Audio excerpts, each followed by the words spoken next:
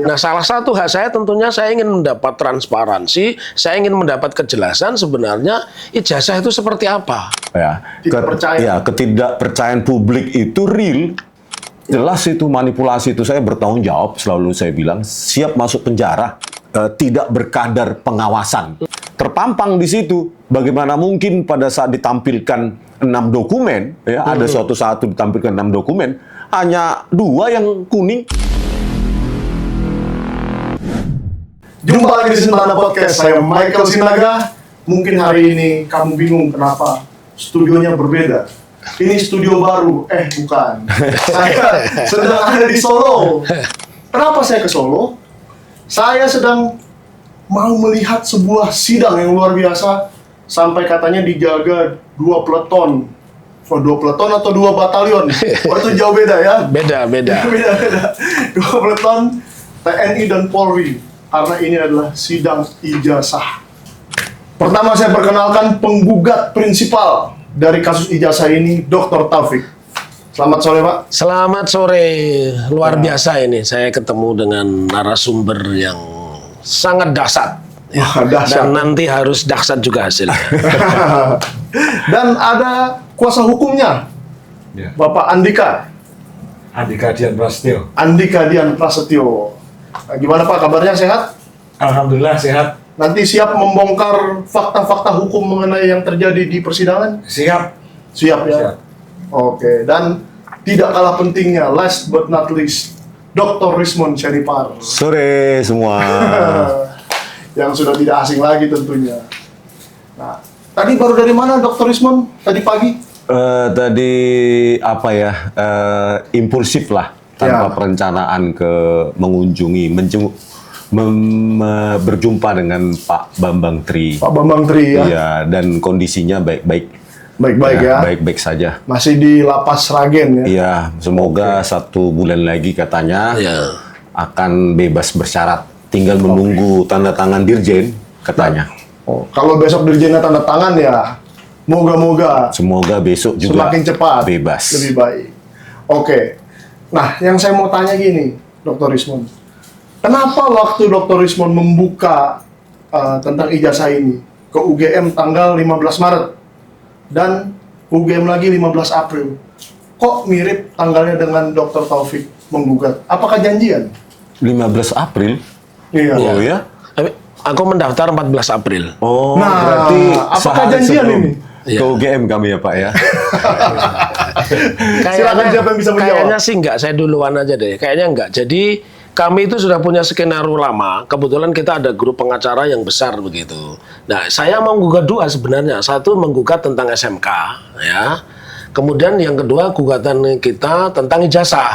SMK itu mobil? Iya, mobil. Maksudnya? Iya, mobil SMK. Tapi ternyata SMK-nya didahului oleh orang-orang atau advokat yang notabene itu adalah orang-orangnya Boyamin. Nah, Boyamin sebagaimana yang dibocor Alus Tempo itu orang yang sangat dekat dengan Jokowi.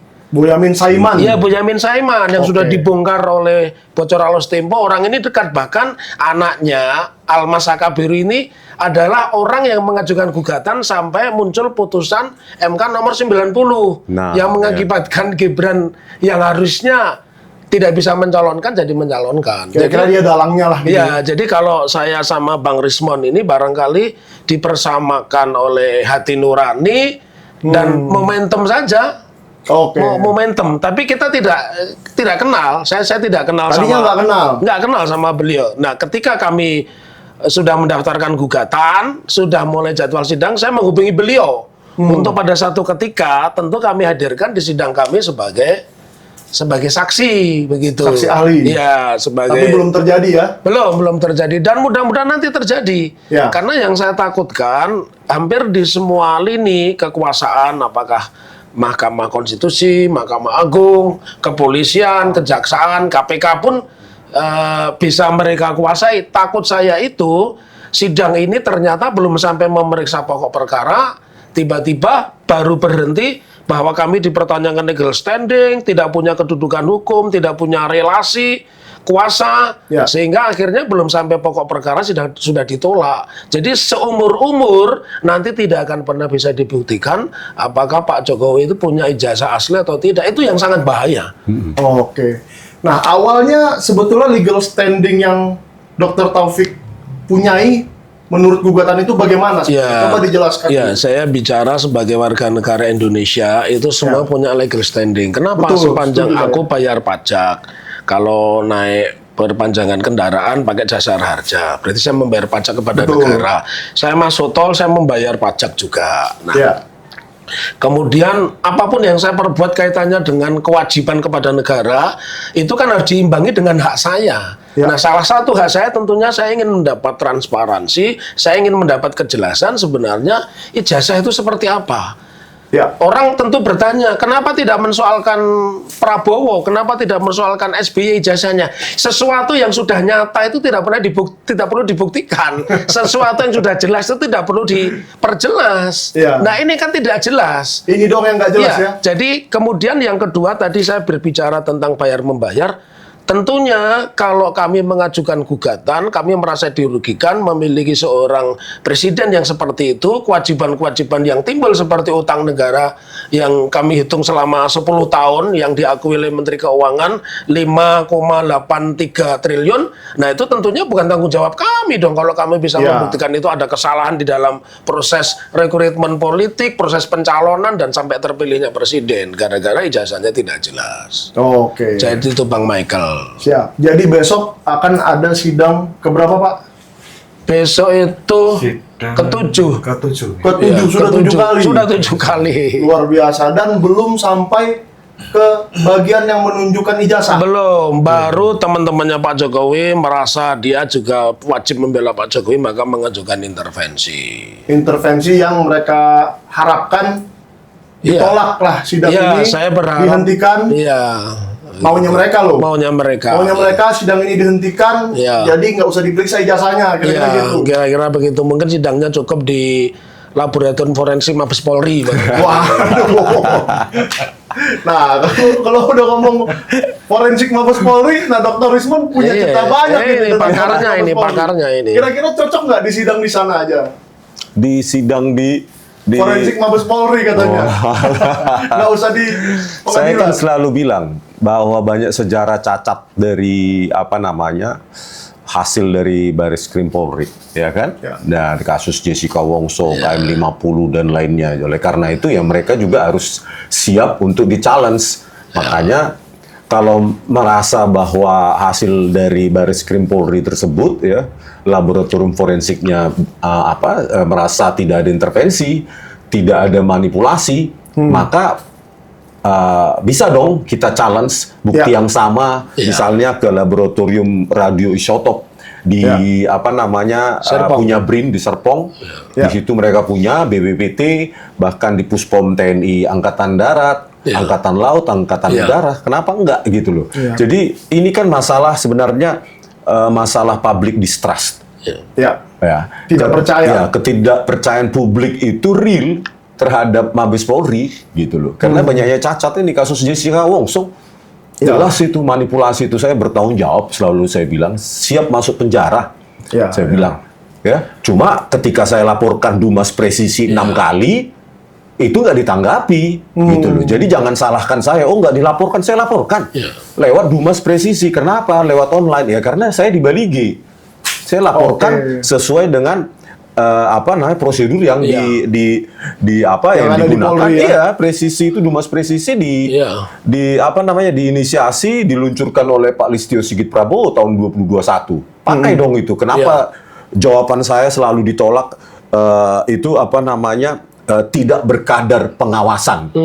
Jadi justru pengawasan saya terhadap Ya, ya. Polri itu malah dimentahkan. Malah dibilang tidak berkadar. Iya, makanya Pak Prabowo Subianto secepatnya ganti Pak Listio Sigit Prabowo. Iya, Karena sudah sepakat 6 itu. kali nih. Iya. Saya laporkan lewat Dumas, ya, kejahatan manipulasi barang bukti digital oleh Tito Karnavian, Krisnamurti, Muhammad Malazar, Christopher Harimanrianto. Kalau saya salah, saya di Nusa Kambangan kan siap saya. Iya. Ini ilmiah gitu loh. Jadi ketidakpercayaan publik kepada laboratorium forensik Mabes Polri, coba kita challenge, benar nggak hasilnya di BRIN, Iya. Ya. di BPPT, atau di Puspom TNI? Kalau nggak Identik berani, tidak gitu kan? iya, usia kertas kan nggak disebutkan pada saat Konferensi pengumuman, pers. ya konferensi pers itu. Bahwa tidak diterangkan juga bahwa terdaftar sebagai sarjana muda. Kapan? Kapan? Ya. Terus usia kertas, jenis tinta, usia Ya. tinta, dan segala macam. Dan terpampang di situ. Bagaimana mungkin pada saat ditampilkan 6 dokumen, ya ada suatu saat ditampilkan 6 dokumen, hanya 2 yang kuning mengalami Berbahaya. oksidasi gitu ya. Dokumen lama disimpan jadi Hanya 2 yang menguning ya. tampak seperti menguning, yang 4 kenapa putih? Itu kan pertanyaan publik. Ya. Makanya kepada Pak Presiden Prabowo Subianto, ini kan ketidakpercayaan publik terhadap Polri ini kan sangat tinggi. Ya. Coba ambil alih, Pak. Ambil alihnya, ya mungkin salah satu caranya dengan mengganti Kapolri, begitu. Mengganti Kapolri, luar biasa. Dan harapannya sebetulnya Dr. Risman menjadi ahli di persidangan yang sedang berjalan ini ya. Ya, harapan kami. Kalau diminta dan Iya. diizinkan ya, Iya, Pak, ya? iya, harus diizinkan. Harus karena, diizinkan. karena ini perkara perdata, permintaannya dari kami tentu diizinkan. Betul. Iya, Dari tentu. penggugat. Iya, dari penggugat. Nah, kira-kira ada masalah nggak? Ini saya pergi ke Bang Andika nih. Ada masalah nggak yang terjadi di dalam 7 kali sidang ini? Dan kira-kira ada tendensi apa nih? Makanya ada kekhawatiran bahwa ini akan dimentahkan lagi sidangnya. NO dibilang menang nanti kayak kemarin. Iya. Jadi yang tadi saya jawab dulu ya Bang. Ya. Jadi terkait dengan NO tadi ya. Jadi Ya. masyarakatnya kan nggak banyak yang tahu NO itu apa sih kan. Yang dibilang Yakub ya, ini biar Iya. jelas lagi nih. Yakub bilang iya. 3 kali menang katanya. Iya. Benar nggak itu, Bang? Betul. Jadi makanya begini, kalau menangnya itu jadi begini. Ketika kami itu menjadi seorang praktisi hukum, Ya. seorang yang menjadi mahasiswa hukum pun juga pasti tahu yang namanya pengadilan itu kan bukan stadion. Ya. Dari pengadilan itu bukan gelanggang untuk mencari kemenangan. Tuh. Di situ tidak ada lomba. Di situ itu orang-orang mencari keadilan. Orang-orang berbondong-bondong ke pengadilan itu adalah untuk mencari keadilan. Jadi keadilan ini kan sesuatu yang mahal di Indonesia ini, Pak. Jadi ketika tadi apa yang disampaikan oleh Yakub. siapa Mas Yakub itu kan Mas dia Ibuan. bilang bahwa 3 kali menang persidangan. Saya adalah salah satu anggota dari tim pengacaranya Bambang Tri dan Gus Nur. Jadi pada persidangan waktu itu, jadi saya bisa ceritakan kronologinya dulu. Yang pertama adalah masalah ini kan besar karena pertama kali yang istilahnya menyuarakan kan Bambang Tri. Jadi Bambang Tri sampai bikin buku dan lain sebagainya. Jokowi undercover. Iya, itu dan jadi itu buku mungkin buku besok jadi buku langka itu. Oh iya iya iya. Collectible item. Iya betul. Jadi karena buku itu Bambang Tri dipenjara dan kemudian mengajukan gugatan lewat rekan Ahmad Khosinuddin di Jakarta. Ya. Sewaktu mendaftarkan, ternyata setelah beberapa minggu itu justru Bambang Tri malah diamankan di Bareskrim kan begitu, di Mabes Polri. Nah, otomatis dalam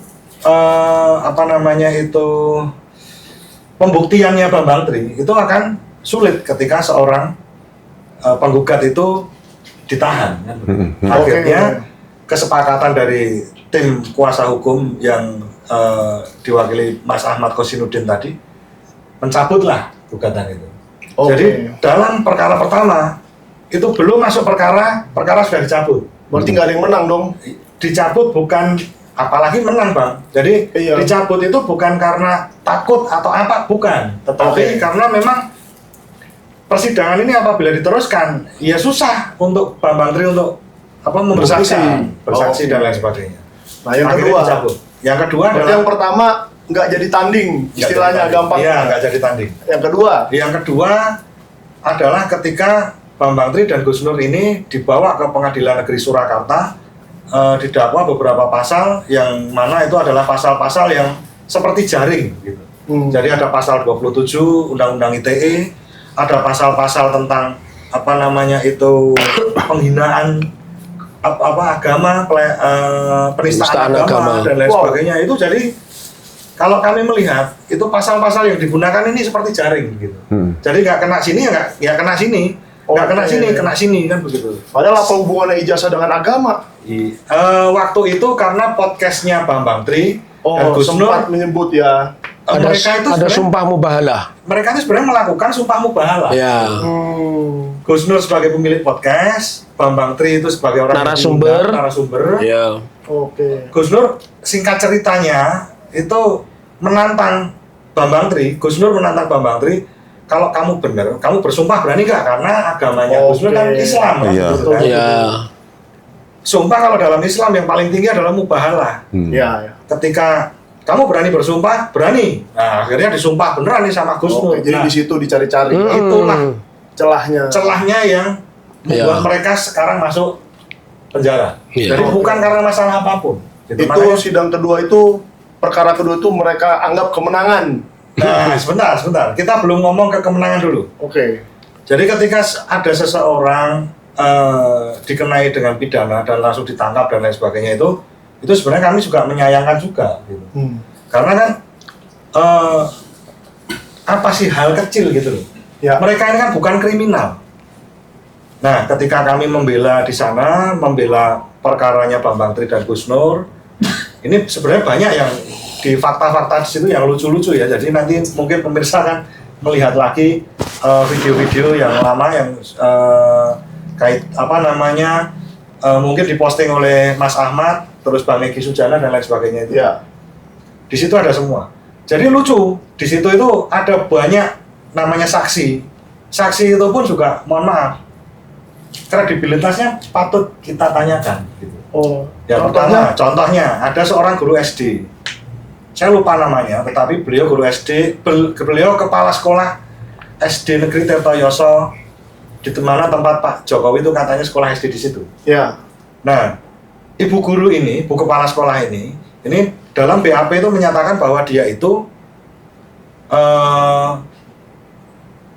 podcastnya Gus Nur dan Bambang Tri itu menyinggung agamanya dia. Oh, alah. Gitu. Sudah terlalu jauh ya. Sebentar, nah, menyinggung agamanya dia. Ini mohon maaf, ini bukan salah, bukan apa ya, tetapi ini adalah fakta persidangan. Ya. Dan saya pun tidak ada apa namanya sentimen terhadap agama apapun, mohon maaf, tidak. Ini betul-betul ada dan saksinya banyak. Dan YouTube-nya pun juga bisa dilihat sekarang. Ibu guru ini menyatakan bahwa ibu menjadi saksi di sini, kenapa? Karena saya merasa agama saya telah dilecehkan dengan adanya video Sumpah itu. mubahalah. Sumpah mubahalah itu. Kok sumpah mubahalah di istilahnya remeh sekali gitu digunakan Untuk ijazah. Untuk ijazah. Begitu. Tetapi setelah kami ingat-ingat lagi, ternyata ibu itu tadi kan datang masuk kok.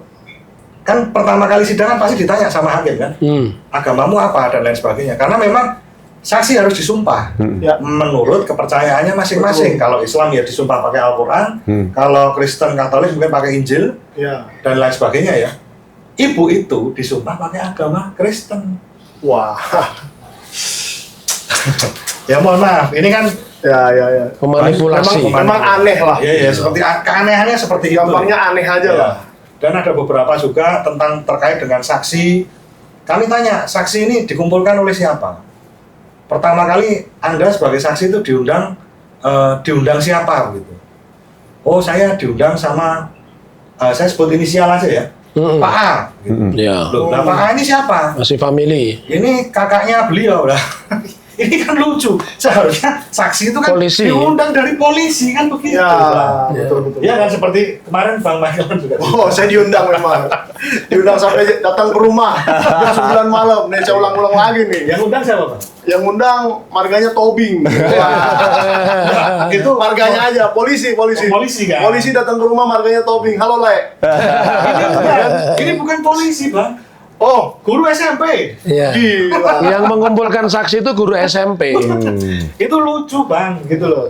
Setelah itu belum kita membahas tentang demo-demo yang diadakan mereka ya, karena di situ kan wah ini ada demo dan lain sebagainya. Ya kita tahu lah itu dari mana, kita tahu juga. Belum tentu dia datang pakai uang sendiri lah ke situ. Oh, jelas itu kan kita tanyakan. Saudara ini ngekos, ya betul. Jual apa, pekerjaanmu apa? Pekerjaan saya sebagai penjual sepatu di Tanah Abang. Iya. Oke, bayangan saya kan berarti kalau dia jualan sepatu nih kan gitu kan. Ya. saudara ke sini yang biayai siapa? Nggak ada, Pak. Biar sendiri. Anda itu mahasiswa dari jauh ngekos, gitu. Ya. Masih cari duit dengan cara jualan sepatu. Punya duit untuk meluangkan waktu dari Jakarta Ke menuju Solo. naik kereta, Jadi nginep ahli, di sini, jadi saksi. Ya. Waduh. Lucu nggak? Tiket, Lucu tiket kan? kereta berapa ratus ribu, Iya. hotel berapa ratus ribu, ya hitung sendiri lah. Iya, lucu kan? Nah, setelah itu dan lain sebagainya, ternyata vonisnya seperti itu. Dan mohon maaf, yang kita garis bawahi terkait dengan topik yang kita bahas itu tadi, tidak ada namanya sama sekali ijazah Pak Jokowi itu ditunjukkan. Ya. Pembuktian di situ. Ya. Dan Kami itu sudah- diklaim kemenangan kedua mereka. Ya, itu kemenangan kedua.